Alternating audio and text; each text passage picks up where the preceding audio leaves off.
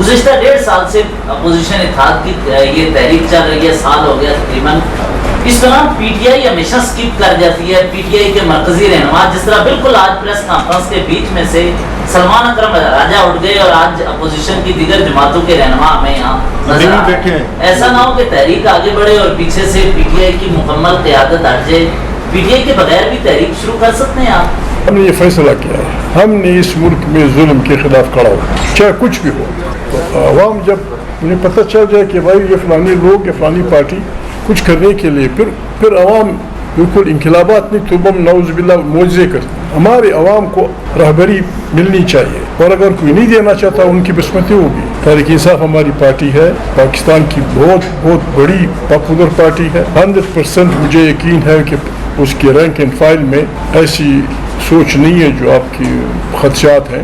اگر کسی میں ہوئی وہ خود بخود اس کے جاگ کی طرح دے ول بی آؤٹ. عوام بالکل بپھرے ہوئے وردی کی طرح آئیں گے اور اس ہائبرڈ نظام کو بالکل ملیمیٹ کر وہ یقین ہے. سینٹ کی انتخابات ہو رہے ہیں، 70 کروڑ کی بولی لگے گی کل، اور نہ کوئی اینٹی کرپشن ادارہ حرکت میں آئے گا، نہ کوئی نئے برکت میں آئے گی، نہ کوئی اسلام کا دل دادا وہ کرے گا. 80 کروڑ اور یہاں غریب لوگ صبح شام کی روٹی کے لیے ترس رہے ہیں. یہ ان غریبوں کی بات کو اگر نہ سنا گیا اور اس کو شریف لوگوں نے صحیح رہنمائی دے گی، یہ پاکستان کو آگ لگا دیں گے. کسی کے بس میں کی بات نہیں ہوگی. شاعران کے خلاف خراب ہو رہا تھا 3 مہینے پہلے. ریڈرز ڈائجسٹ کا مضمون تھا کہ ایشیا کا سب سے مضبوط آدمی. ساری دنیا میں پھر رہا تھا، اسے پناہ کی جگہ نہیں مل رہی تھی. اس نے اپنی جاسوسی اداروں کے ذریعے دنیا جہاں کی خدمت کی، لیکن جب اس پہ برا وقت آیا وہ ساری دنیا میں پھر رہا تھا. وہ مشکل سادات نے کہا کہ بھائی مصر چلے آؤ، اور وہیں وہ غم سے ڈال کو مر گیا. آپ نے کیا کیا ماضی میں نے کیا کیا. حالات یہ کہ ہمارا ملک اس کو سنبھالنا ہے. یہ اپنی ہماری بدکاریوں کی وجہ سے، ہماری بدکرداریوں کی وجہ سے یہ ڈوبنے جا رہا ہے. ہم کسی کو چاہے وہ جتنا بھی طاقتور ہو، کسی کو بھی یہ اتھارٹی نہیں دے سکتے کہ وہ اپنی بادشاہی قائم رکھنے کے لیے سارے ملک کو کسی خدا نخواستہ کنویں میں ڈال دیں. ہم نے اس کے خلاف لڑنا ہے جمہوری انداز میں. ہم حق و صداقت کی جنگ چھوڑ نہیں سکتے.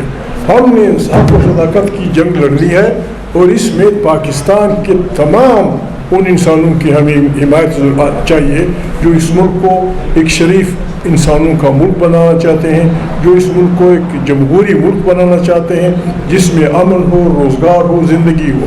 کوئی کسی سے خیرات نہیں مانگتا. آپ سے آپ کا غریب آدمی خیرات نہیں مانگتا. وہ کہتے ہیں مجھے اتنا من دو کہ میں محنت مزدوری کے لیے جاؤں، میرا دروازہ کوئی نہ کھٹکھٹائے، میری چادر و چار دیواری کی عزت ہو.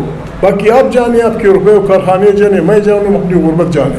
لیکن جو حکومت غریب لوگوں کے لیے روٹی کپڑے کا بندوبست نہیں کر سکتی یا روزگار کا بندوبست نہیں کر سکتی، ان کو حکمرانی کا حق نہیں ہے. ایک طرف آپ اتنے دریا دل ہیں کہ ایک ووٹ لینے کے لیے صرف سیکنڈ کا ایک حصہ ٹک لگانے کے لیے آپ 70 کروڑ روپے دیتے ہیں. 70 کروڑ روپے سے پنجاب کا ایک ضلع کم سے کم 3 مہینے روٹی کھا سکتا. یہ 1 نہیں 2 نہیں 4 نہیں 5 نہیں. اور سب کے یہاں نماز کے نشانات ہیں.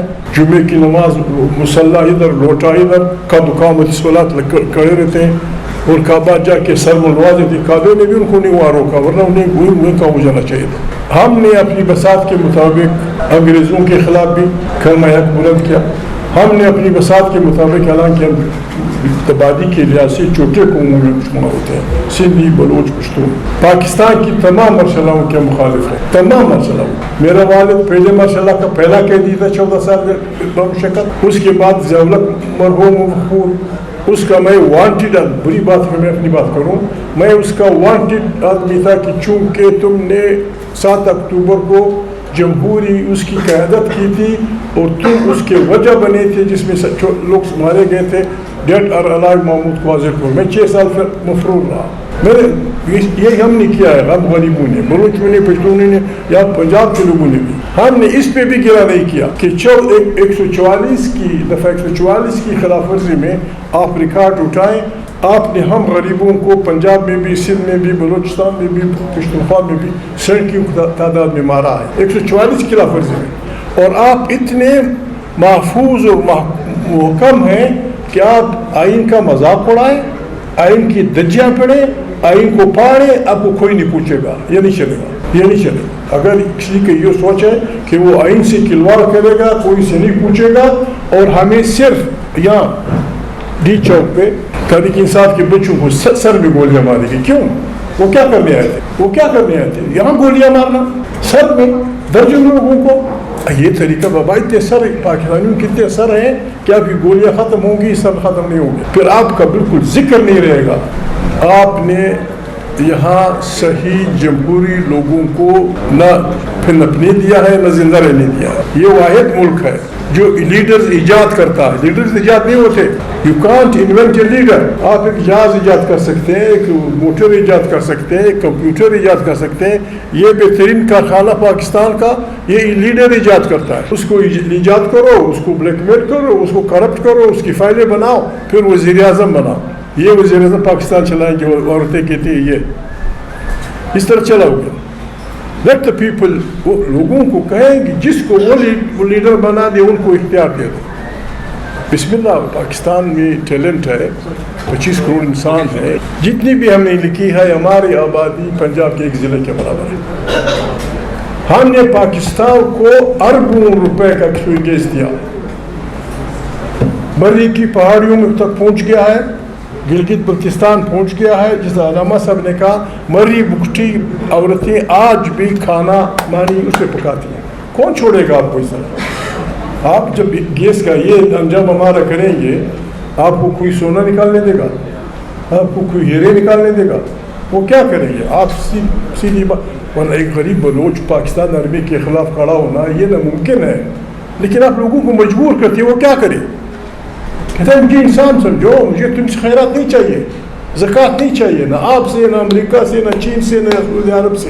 اللہ پاک نے جو کچھ مجھے دیا ہے اس پہ میرے بچوں کا حق تسلیم کر دو. آئیں پاکستان چلاتے ہیں, آئیں پاکستان چلاتے ہیں. پاکستان زندہ باد نہ سلوگن سے نہیں ہوگا, جھنڈے لہرانے سے نہیں ہوگا. پاکستان تب زندہ باد ہوگا جب پنجابی زندہ باد ہوگا. پاکستان تب زندہ باد ہوگا جب بلوچ زندہ باد ہوگا. پاکستان تب زندہ باد ہوگا جب سندھی زندہ باد ہوگا. پاکستان تب زندہ باد ہوگا جب پشتو زندہ باد ہوگا. زندہ باد سے میری مراد جب سندھ کے عوام اپنی وسائل کے وہ ہوں گے, مالک ہوں گے. جب بلوچ وسائل کے مالک ہوں گے اپنے. جب پنجابی اپنے وطن کے مالک سرائے کی, پاکستان دنیا کا بہترین ملک بن جائے گا. آپ لوگوں کو مارے بھی, قتل بھی کریں, 70 کروڑ روپے میں لوگوں کے الیکشن بدلیں.